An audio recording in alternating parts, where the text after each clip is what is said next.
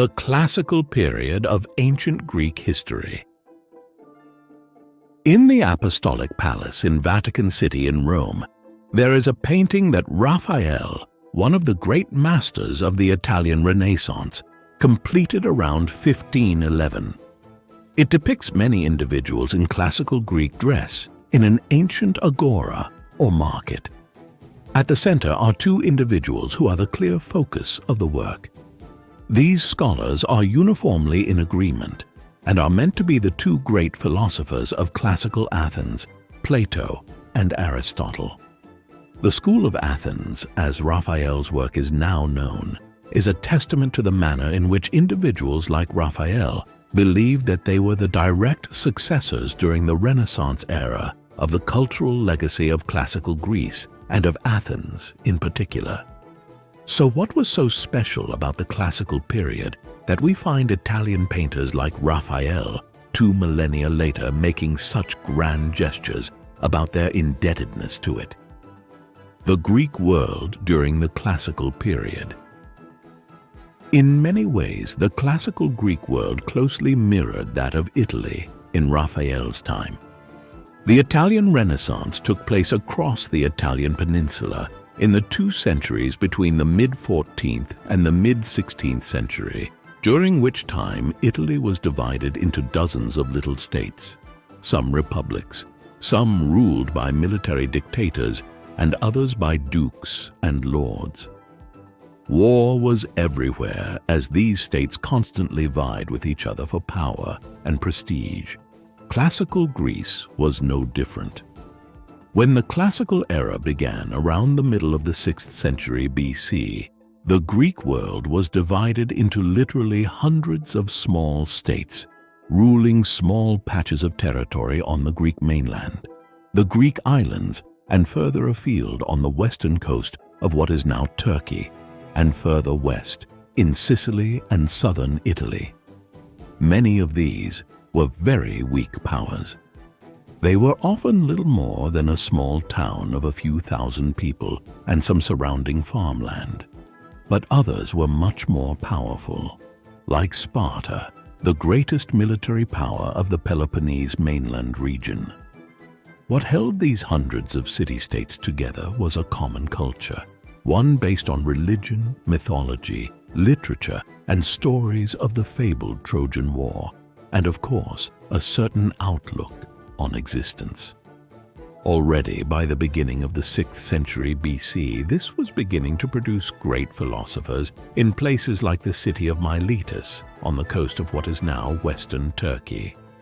Here, individuals like the philosopher Thales were blending basic scientific exploration of what we would now call physics with philosophical introspection. It was the beginning of Greek classical culture.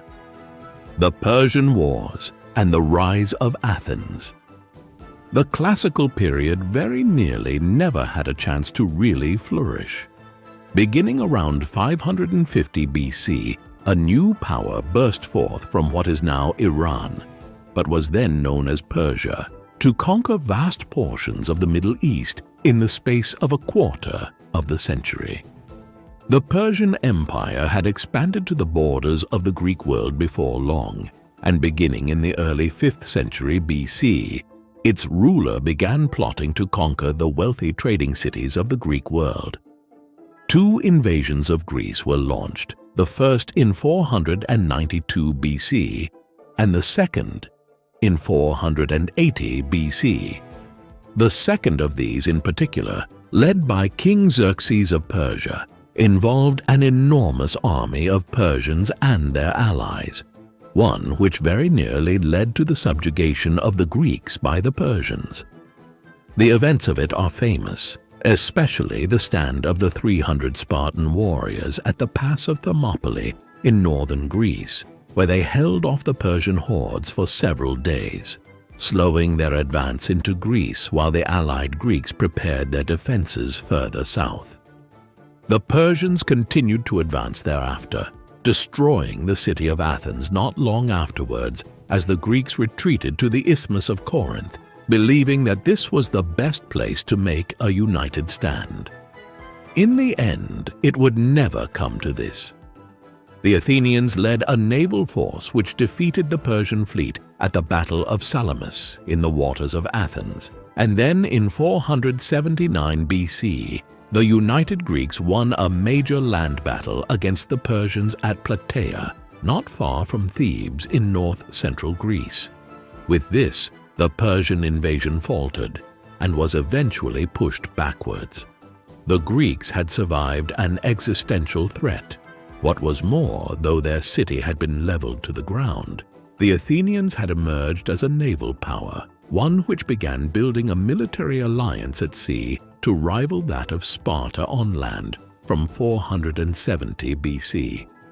More broadly, the Athenians began to prosper through enormous trade connections as they rebuilt their city. Athens rose from the ashes of the Persian Wars to become the cradle of classical Greek culture. Classical Greek culture. So what was classical Greek culture? The answer is that it was multifaceted. It embraced a wide range of disciplines that we take for granted today, but which were completely novel at the time. One such was history.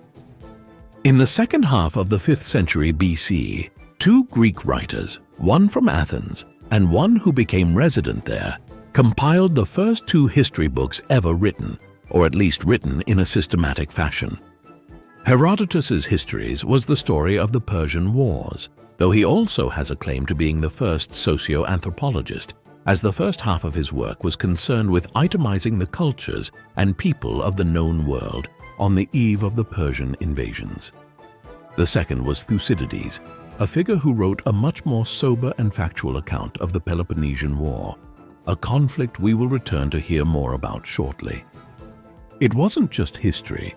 Many elements of literature as we know it today emerged in cities like Athens in the 5th century BC for the first time. Such was the case with comic and tragic plays. The first famous playwrights in history were written in Athens in the 5th century BC, specifically Aeschylus, Sophocles, Euripides, and Aristophanes. Dozens of their works have survived down to modern times because subsequent generations considered them so good that they kept copying them out again and again, generation to generation.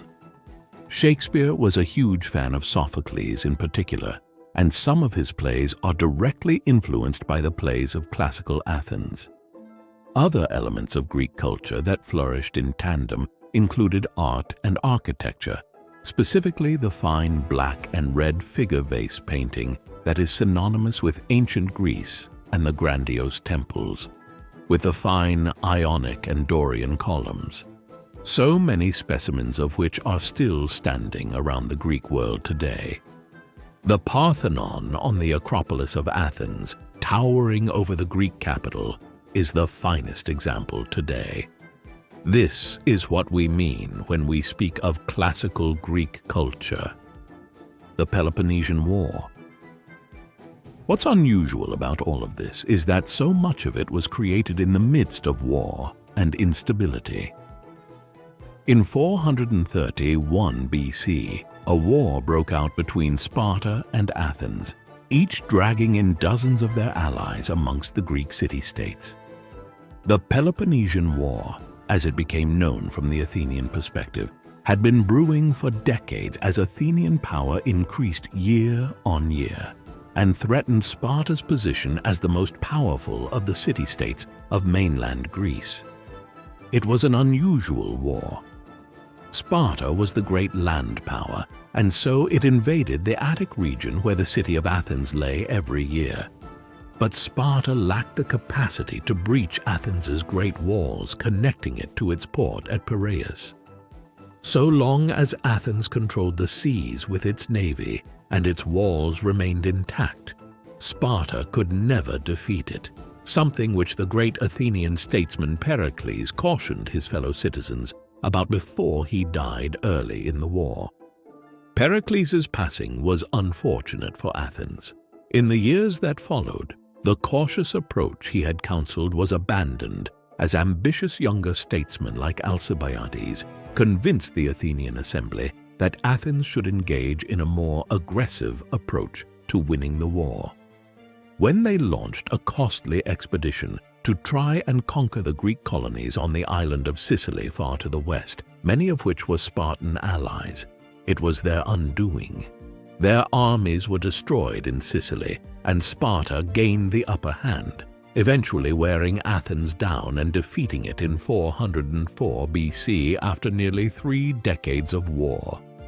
With this, Athens's walls were torn down, its fleet was dispensed with, and it was reduced to a second-rate power.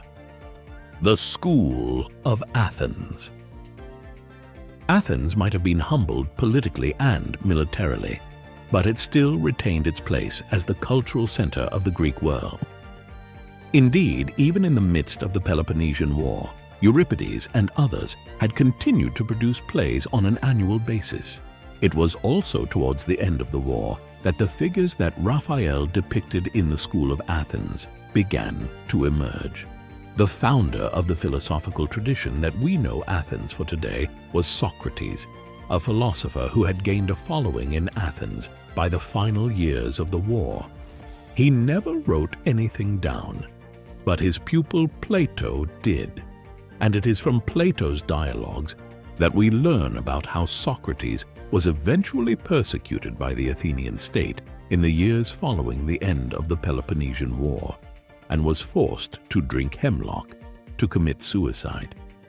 Yet while he might have died prematurely, he had started a movement which would lead to the emergence of great figures like Plato and Aristotle, who founded the first philosophical schools in Athens, the Lyceum and the Academy. These are often cited as the progenitors of the modern university. More broadly, the intellectual frameworks which they devised in terms of philosophy, political science, and the natural sciences, Platonism and Aristotelianism, would become the basis of European thought for the next 2,000 years. It was for this reason that Raphael painted them at the center of his painting in the early 16th century. The decline of Sparta and the rise of Thebes. All good things come to an end. Sparta emerged from the Peloponnesian War as the dominant Greek power, but it had overstretched itself and then continued to do so by launching wars against Persia in Asia Minor in the 390s BC.